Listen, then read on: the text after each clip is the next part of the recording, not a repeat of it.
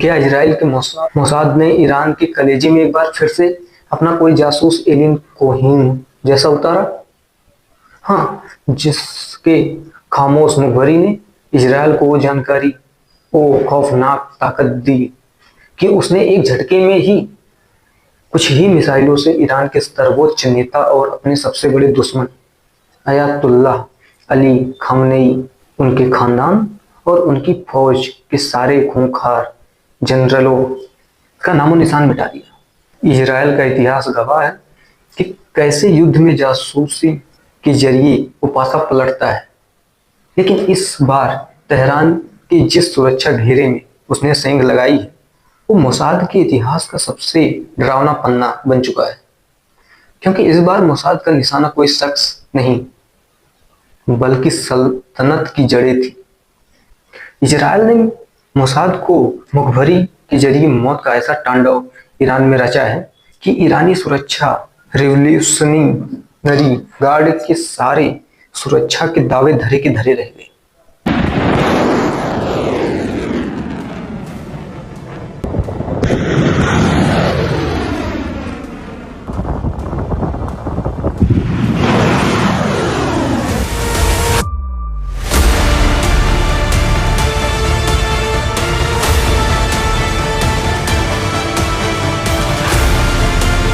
और ये दुनिया को हैरान नहीं कर रहा है, क्योंकि मोसाद को जानने वाले जानते हैं कि मोसाद की जासूसों की पकड़ उनके दुश्मनों की बेडरूम तक होती है। और इस बात को ईरानी खुद भी मान रहे। कई साल पहले ईरान के पूर्व राष्ट्रपति अहमद निजाद ने माना था कि उन्होंने इजरायली जासूसों को पकड़ने वाली टीम को बनाया, और फिर बाद में पता चला कि उसका मुखिया ही मोसाद का एजेंट निकला। और इसीलिए शायद खामनेई अपने पूरे कुंभे के समेत मिटा दिए गए। उनका सुरक्षा घेरे, उनकी फौज सब जानते थे कि उन पर हमला हो सकता है, लेकिन कोई उन्हें नहीं बचा पाया। क्योंकि रक्षक ही जब भक्षक बन जाए तो कौन जान बचा सकता है। और इसीलिए सवाल यह है कि क्या यह गद्दारी थी जिसकी वजह से खामनेई मारे गए? क्या यह गद्दारी पैसों के लिए थी? यह मोसाद ने अपनों को ही अपनों के लिए खड़ा कर दिया था, या मोसाद का कोई इंसान यहाँ प्लांट किया गया था?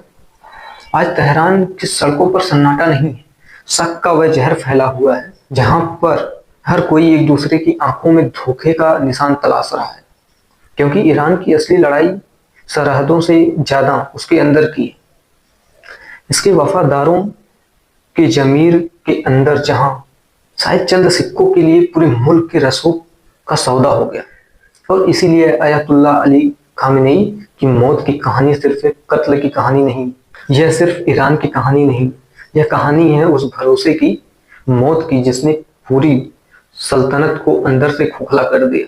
क्योंकि इजराइल की असली ताकत उसकी मिसाइल में नहीं है, उन खामोश आंखों में है जो दुश्मन की पलक झपकने से पहले उसके अगले कदम को झांक लेते हैं। और आज इसी गद्दारी का हम जिक्र करने वाले हैं। नमस्कार, मैं हूं सत्यप्रकाश यादव और आप देख रहे हैं ट्रुथ टुडे।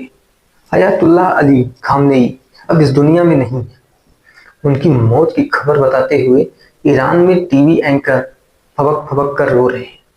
जैसे खबर दिन में आगे बढ़ रही है, दुनिया भर में लोग अली खामनेई के नाम पर प्रोटेस्ट करने बाहर निकल रहे हैं। दुनिया के कई हिस्सों में लोग रोते हुए नजर आ रहे हैं, कहीं कहीं जश्न भी मनाया जा रहा है। लेकिन सवाल यह है कि जब सबको पता था कि जान पर खतरा है, तो फिर पहले ही दिन अटैक में खामनेई जैसे बड़े आदमी की मौत कैसे हो जाती है? क्या इजराइल ने अली कोहीन जैसे किसी जासूस को प्लांट किया था? इजराइल ईरान वर्सेस अमेरिका का युद्ध अब चरम पर है। अगले 24 घंटे बहुत अहम रहने वाले हैं। देखिए, इजराइल को दुश्मनों को खत्म करने का अंदाज जो है वह पुराना है। इसकी नींव 60 के दशक में जासूस अली कोहीन ने रखी थी। उस दौर में कोहीन एक अमीर व्यापारी बनकर सीरियाई सरकार की सबसे ऊंची कमरों और इलेक्ट्रिक हेडक्वार्टर तक अपनी पहुंच बनाते हैं।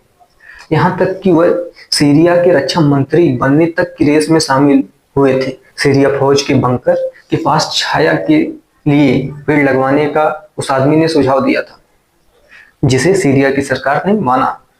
और उन्हीं छाए वाले पेड़ को देखकर इजराइल विमानों ने बाद में सटीक बमबारी की। 1967 का युद्ध जो था उसने पासा पलट दिया। यह एक कहानी 67 की थी। आज तेहरान की इस जासूसी का एक डिजिटल और कहीं ज्यादा खतरनाक रूप देखने को मिला, क्योंकि इस बार भी जो हमला हुआ है यह रातों रात नहीं हुआ है, यह सब प्लानिंग से हुआ है। पिछले 1 महीने से बात चल रही थी। सालों पहले शायद किसी एजेंट को इजराइल ने प्लांट किया होगा। यह सब कुछ पहले से चल रहा था। जानकारी सटीक थी कि एक छत के नीचे सब बैठेंगे, और जैसे वो बैठे मिसाइल आई, एक साथ सब खत्म। देश की सुरक्षा का हेड खत्म, रक्षा मंत्री खत्म, देश का सर्वोच्च लीडर जो था वो भी खत्म, और ईरान एक रात में लावारिस हो गया। दरअसल इजराइल की ताकत उसकी मिसाइल से ज्यादा मनोवैज्ञानिक दबाव है जो उसने ईरान के अंदर पैदा किया। आज खामनेई की मौत के बाद ईरान के अंदर कोई किसी पर भरोसा नहीं करेगा। हर अधिकारी को यह डर है कि कहीं उसका अपना वफादार नौकर या करीबी दोस्त मोसाद का एजेंट तो नहीं। इजराइल डॉलर की खनक ने वफादारी के उन दावों को खोखला कर दिया है जो सालों से किए जा रहे थे। नई उम्र के अधिकारी अब विचारधारा के बजाय आलीशान जिंदगी के लालच में ईमान बेच रहे हैं। यूं कहें कि इजराइल ने खामनेई को नहीं मारा, उनके किसी अपने ने इजराइल के हाथों खामनेई को मरवा दिया। ये है मोसाद।